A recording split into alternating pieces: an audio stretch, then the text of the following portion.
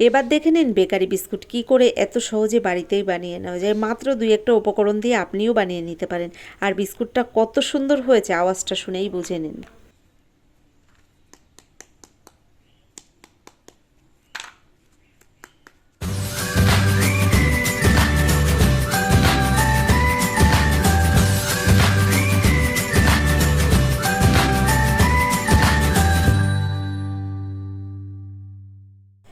আজ যে বিস্কুটগুলো আমি তৈরি করব, এই বিস্কুটগুলো তৈরি করার জন্য নিয়েছি একটা কাপ মেপে 1 কাপ সুজি। এই কাপ মেপেই আমি নিয়ে নেব 1/2 কাপ পরিমাণে চিনি। চিনি আর সুজিটাকে আমি মিক্সির জারের মধ্যে একটু গুঁড়ো করে নেব। তো প্রথম মিক্সির জারের মধ্যে আমি চিনিটা গুঁড়ো করে নিচ্ছি, আর চিনিটা গুঁড়ো করে নেওয়ার পরে আমি সুজিটাকেও ঠিক একইভাবে গুঁড়ো করে নিয়ে আবার ফিরে আসছি। নমস্কার বন্ধুরা, কেমন আছেন সবাই? নিশ্চয়ই সবাই ভালো আছেন, আমিও ভালো আছি। টিয়ার রান্নাঘর থেকে আমি তন্দ্রা। আজ নিয়ে এলাম বেকারি বিস্কুটের রেসিপি। প্রথমেই দেখিয়েছিলাম সুজি আর চিনিটাকে আমি গুঁড়ো করে নিয়েছি। তো এখানে বোলের মধ্যে আমি গুঁড়ো করা সুজিটাই দিয়ে দিলাম প্রথম। ওই কাপ মেপে প্রায় 1 কাপ পরিমাণে আমি আটাও নিয়েছি, আটাটাও দিয়ে দিলাম। তারপর দিয়ে দিচ্ছি 4 চামচ পরিমাণে বেসন। বেসনটাকেও আমি এই সুজি আর আটার মধ্যে দিয়ে দিলাম। এরপর দিয়ে দিচ্ছি স্বাদ মতো অল্প পরিমাণে একটু লবণ, আর তার সঙ্গে দিয়ে দিলাম আমি এখানে বেকিং সোডা। 1 চিমটি পরিমাণে বেকিং সোডা ব্যবহার করেছি। এবার দিয়ে দিচ্ছি গুঁড়ো দুধ। এখানে 4 চামচ পরিমাণে গুঁড়ো দুধ দিয়েছি। বন্ধুরা, অনেকে অনেক রকমভাবেই বেকারি বিস্কুট বাড়িতে বানিয়েছে। তো আমি আজকে যে বিস্কুটটা তৈরি করছি, আপনারা একবার হলেও বাড়িতে এভাবে ট্রাই করে দেখবেন কতটা সুন্দর হয়। নিশ্চয়ই বিস্কুটটা বানানোর পরেই বুঝতে পারবেন। সব কিছু তো দিয়েছি আমি বোলের মধ্যে। এবার দিয়ে দিলাম গুঁড়ো করা চিনিটা। গুঁড়ো করা চিনিটা দেওয়ার পরে এবার দিয়ে দিচ্ছি আমি 6 চামচ পরিমাণে সাদা তেল। তো এখানে এক এক করে আমি তেলটাও দিয়ে দিলাম। আর তেলটা দেওয়ার পরে এবার দিয়ে দেবো আমি কিছুটা নারকেল কোড়া। তো এখানে আমি 4 চামচ পরিমাণে নারকেল কোড়া ব্যবহার করেছি। খুব একটা নারকেল কোড়া এখানে দিলাম না, যেহেতু আগেই আমি গুঁড়ো দুধটা ব্যবহার করেছি। তো সব কিছু দিয়ে এবার ভালো করে আমি হাত দিয়ে ময়ামটা মেখে নিচ্ছি। তো বন্ধুরা, এখানে ময়ামটা কিন্তু ভালো করে মেখে নিতে হবে। সব কিছু ভালো করে এভাবে হাত দিয়ে মিশিয়ে নিতে হবে। তো আপনারা তো নিশ্চয়ই জানেন ময়ামটা কিভাবে মাখতে হয়। আমি এভাবে শুকনো অবস্থায় কিন্তু ভালো করে মেখে নিয়েছি। তো 2 হাত দিয়েও আমি একবার এভাবে ডলে ডলেই ময়ামটা ভালো করে দিয়ে দিচ্ছি। যত ভালো ময়াম হবে এই বিস্কুটটা কিন্তু ততটা বেশি খাস্তা হবে। এবার দেখুন অল্প পরিমাণে জল দিয়ে আমি এই ডোটা সুন্দর করে মেখে নেব। তবে এখানে জলের পরিমাণটা কিন্তু কমই ব্যবহার করতে হবে। জলের পরিমাণ আপনি যদি বেশি দেন তাহলে কিন্তু এই ডোটা একদম নরম হয়ে যাবে। কারণ এর মধ্যে চিনি রয়েছে, গুঁড়ো দুধ রয়েছে, নারকেল রয়েছে। এগুলো দেওয়ার কারণে মেখে রাখা ডোটা কিন্তু আরও নরম হয়ে যাবে। তো এভাবে শুকনো শুকনো অবস্থাতে জল একটু কম দিয়েই মাখতে হবে। আর মাখাটা হয়ে গেলে আমি কিন্তু এখানে 10 মিনিট মতো ঢেকে রেখে দেবো। তো মাখাটা এখানে হয়ে গেছে, আমি 10 মিনিট মতো রেস্টে রেখে দিচ্ছি। চলে এলাম 10 মিনিট বাদে আবার ঢাকনাটা খুলে। এবার আমি কি করে তৈরি করি বিস্কুটগুলো সেটাই আপনাদের দেখাবো। তো মেখে রাখা ডোটা আমি আরও একবার ভালো করে একটা বেলুন চাকির উপরে রেখে মেখে দিচ্ছি।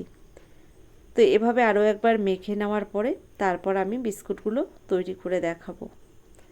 এখানে দেখুন বিস্কুটগুলো তৈরি করার জন্য আমি যে ডোটা নিয়েছিলাম, ডোটা সুন্দর করে আরও একবার মেখে নিয়েছি। এবার হাত দিয়ে চাপ দিয়ে দিয়ে একটু লম্বা বানিয়ে নিয়েছি। এবার এখান থেকে একই শেপে আমি বিস্কুটগুলো কেটে নেব। তো দেখুন মেখে নেওয়া ডোটা অনেকটাই লম্বা হয়েছে, আর আমি এগুলোকে এভাবে রেখে দিলাম। আর সাইড দিয়ে এভাবে কেটে কেটে আমি একই শেপে বিস্কুটগুলো এবার রেডি করে নেব। খুব সহজ একটা রেসিপি, যে কেউ বানাতে পারবে। আপনারা কিন্তু চায়ের জল বসিয়ে রেখেও এই বিস্কুটগুলো ভেজে নিতে পারেন। এতটা অপূর্ব হয়। যারা যারা খেয়েছিল বিস্কুটটা প্রত্যেকেই প্রশংসা করেছিল। সত্যি কথা বলতে আমারও ভীষণ ভালো লেগেছিল, এতটা সুন্দর হয়েছিল বিস্কুটগুলো। অবশ্যই আপনারাও একবার এভাবে এই বিস্কুটটা বাড়িতে বানিয়ে দেখবেন। আমার মনে হয় আপনাদেরও ভীষণ ভালো লাগবে।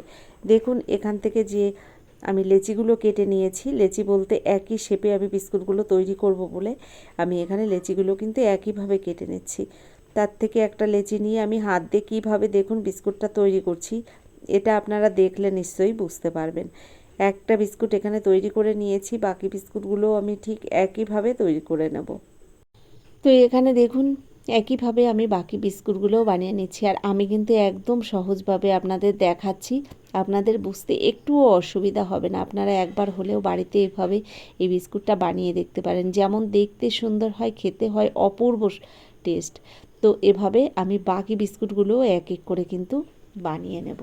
বন্ধুরা, আমি এখানে বিস্কুটগুলো কোনো রকম ডিজাইন তৈরি করিনি। আপনারা চাইলে কিন্তু এখানে বিভিন্ন রকমের ডিজাইন তৈরি করে নিতে পারেন। তো এভাবে আমি বিস্কুটগুলো কিন্তু বানিয়ে নিচ্ছি। আর বিস্কুটটা বানিয়ে নেওয়াও খুব সহজ, আপনারা যে কেউ একবার কিন্তু দেখলে বানিয়ে নিতে পারবেন।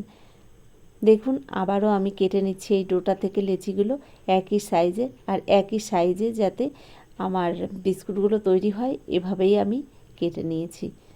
তো বন্ধুরা, এখানে আমি একইভাবে বিস্কুটগুলো সব বানিয়ে নিচ্ছি। আর বিস্কুটগুলো রেডি হয়ে গেলে তারপরে আপনাদের সামনে আবার ফিরে আসছি। দেখুন কত সহজে এই রেসিপিটি তৈরি করা যায়। আপনারা মন চাইলে যে কোনো সময় কিন্তু এভাবে বিস্কুট বানিয়ে নিতে পারেন। এক এক করে এখানে বিস্কুটগুলো আমি সব বানিয়ে নিয়েছি। এবার বিস্কুটগুলোকে ভেজে নেব। তার জন্য গ্যাসের উপরে আমি একটা কড়াই গরম বসিয়ে দিয়েছি। এই কড়াইয়ের মধ্যে দিয়ে দিলাম বেশ কিছুটা সাদা তেল। তবে গ্যাসের ফ্লেমটাকে একদম লো ফ্লেমে রেখে বিস্কুটগুলো ভাজতে হবে। আর এখানে কিন্তু তেলটা আমি গরম করিনি, জাস্ট আমি তেলটা দিয়েই তার মধ্যেই বিস্কুটগুলো এক এক করে দিয়ে দিলাম। আর গ্যাসের ফ্লেমটাকে আমি লো টু মিডিয়াম ফ্লেমে রেখেছি। এভাবে হালকা আঁচে বিস্কুটগুলো কিন্তু আমি প্রথম ভেজে নিচ্ছি। তো দেখুন, আমি বিস্কুটগুলো সব ভাজার জন্য তেলের মধ্যে দিয়ে দিয়েছি। আর এভাবে উল্টে পাল্টে আমি বিস্কুটগুলো বানিয়ে নেব। তো বন্ধুরা, আপনারা তো দেখলেন কত সহজ একটা রেসিপি। আপনারা মন চাইলে কিন্তু এভাবে বিস্কুট বাড়িতে বানিয়ে নিতে পারেন। আর এত অপূর্ব স্বাদ হয় খেতে, কি বলবো, একবার খাওয়ার পরেই আপনারা বুঝতে পারবেন কতটা টেস্ট হয়। তো এখানে দেখুন, আমি প্রথম যে বিস্কুটগুলো ভাজার জন্য দিয়ে দিয়েছিলাম, বিস্কুটগুলো কিন্তু এভাবে হালকা আঁচে আমি টাইম ধরে ভেজে নিচ্ছি। এখানে কিন্তু হাই ফ্লেমে একদমই বিস্কুটগুলো ভাজা যাবে না, তাহলে কিন্তু কালারটা একদম চেঞ্জ হয়ে যাবে আর বিস্কুটগুলোও খেতে ভালো লাগবে না। এভাবে হালকা আঁচেই বিস্কুটগুলো টাইম ধরে ভেজে নিতে হবে। এক পিঠ যখন ভাজা হয়ে যাবে, অপর পিঠটা এভাবে উল্টে দিয়ে অপর পিঠটাকেও সুন্দর করে ভেজে নিতে হবে। তবে গ্যাসের ফ্লেমটা ওই বললাম একদম লো ফ্লেমে রেখেই করতে হবে এগুলো। উল্টে পাল্টে আমি ভালো করে বিস্কুটগুলো ভেজে নিচ্ছি।